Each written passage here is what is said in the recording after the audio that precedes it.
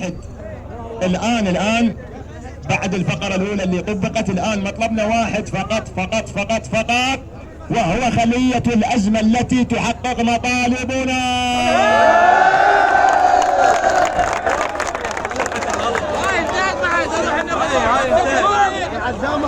اسمعني انت مين خايف يعني مين خايف؟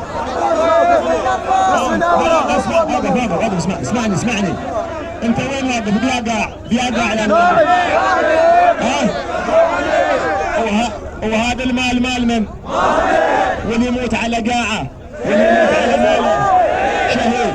واذا ما متنا شهداء راح يقتلنا السرطان، بس يشلب بيك سنه سنتين يموتك وتروح. بعد خايف منين؟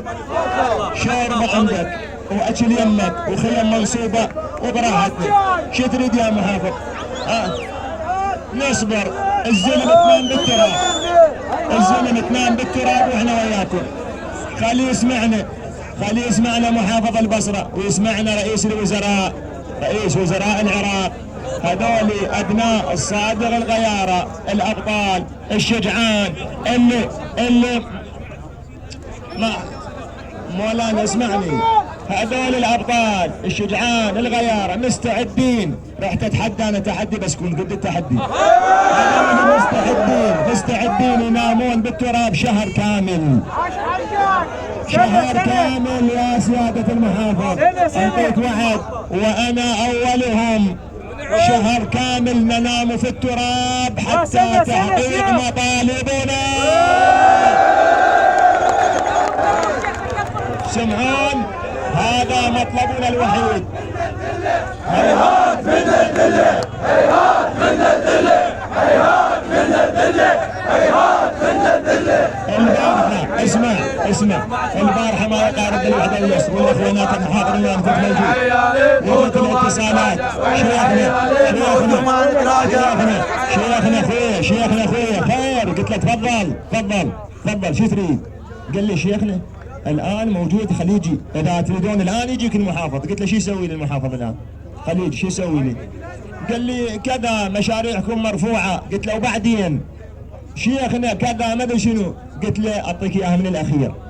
المحافظ يجي يوقع على طلباتي كلهن، بعد شهرين اشوف الاليات تنزل بالقضاء تشتغل. من تشتغل الاليات بالقضاء ذيك الساعه مولانا انا اطمئن، عند استعداد يطبق. تسمعون ولا لا؟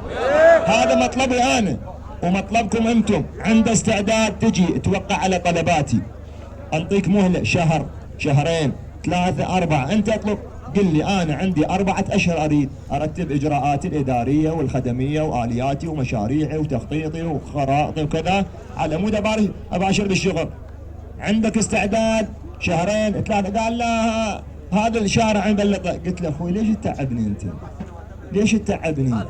اعطيك اياها من الاخير انا، لا تتعبني. عنده استعداد، ما عنده استعداد خليه يحولها لرئاسة الوزراء.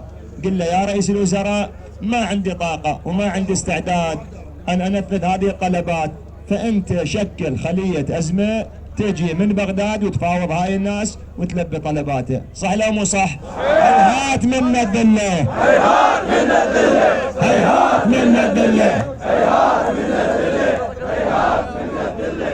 هذا مطلبنا. اطمئنوا.